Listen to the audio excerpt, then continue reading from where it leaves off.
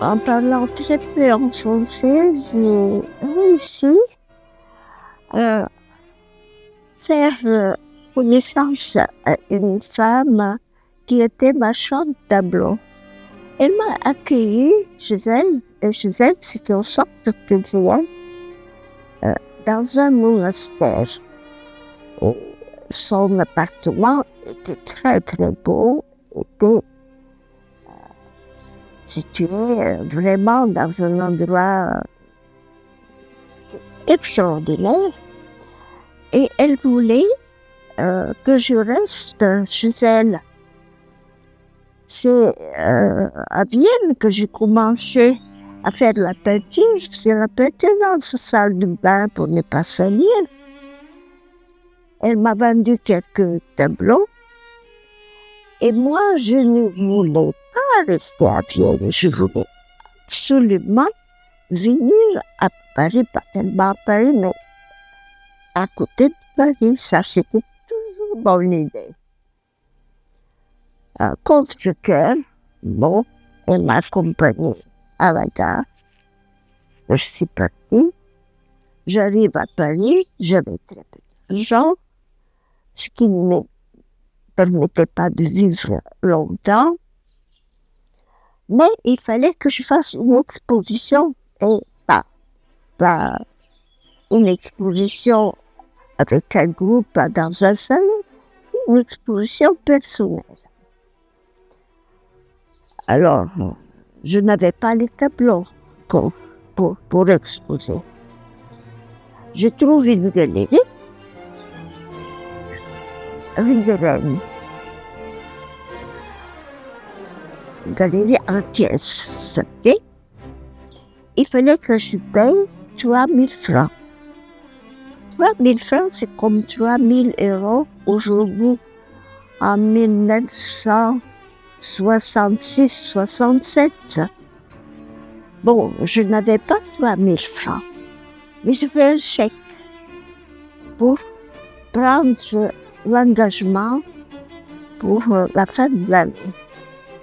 Et donc, en quelques mois, je vais préparer les tableaux pour toute une exposition dans la grande galerie, où il y avait le rez-de-chaussée, le sous-sol. J'ai travaillé, pas jour et nuit, mais je travaillais au moins plus de 10 heures par jour.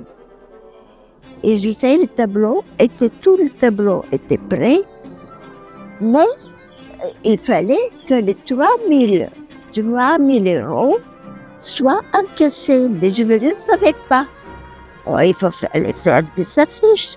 J'ai trouvé un imprimeur très sympathique qui acceptait de me faire des affiches contre échange, contre tableau. Il me fait beaucoup d'affiches. Un autre copain qui était là avec sa camionnette, il était artisan, il avait collé les affiches sur sa camionnette. Et bon, j'avais même acheté une voiture. Je ne sais pas comment j'ai acheté, et je n'ai pas payé. J'ai pris la voiture. Il fallait que je paye. Alors, je n'avais pas payé l'essence. Enfin, je payais mes chèques sans provision, évidemment. Et lui, il va prendre l'essence. Et le garagiste lui dit, on voit les affiches, le garagiste voit les Madjarova, les affiches.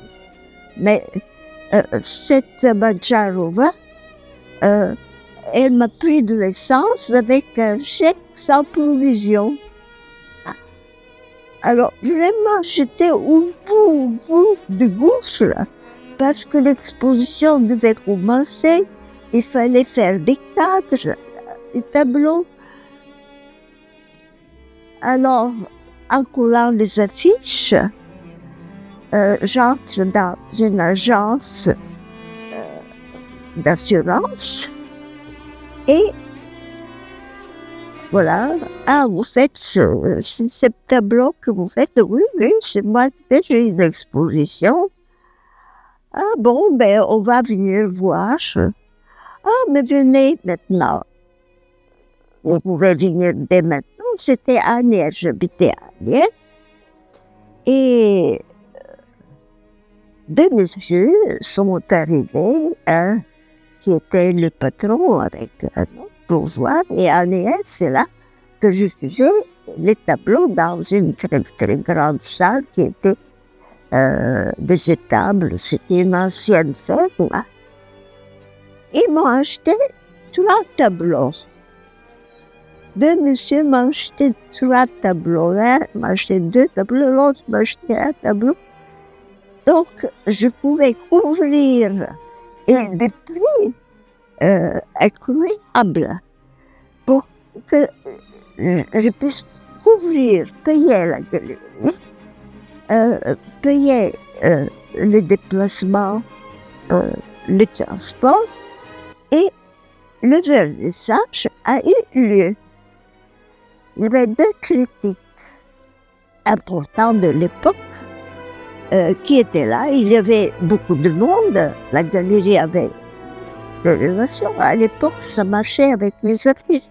On pouvait les coller partout sur les vitrines de boutiques, les cafés. C'était comme ça à l'époque. Et l'exposition avait beaucoup de succès. J'avais un grand tableau de 120 figures qui représentait la comète avec beaucoup de personnages étirés par la queue de la comète. D'autres tableaux, toute la galerie était complète, une belle exposition.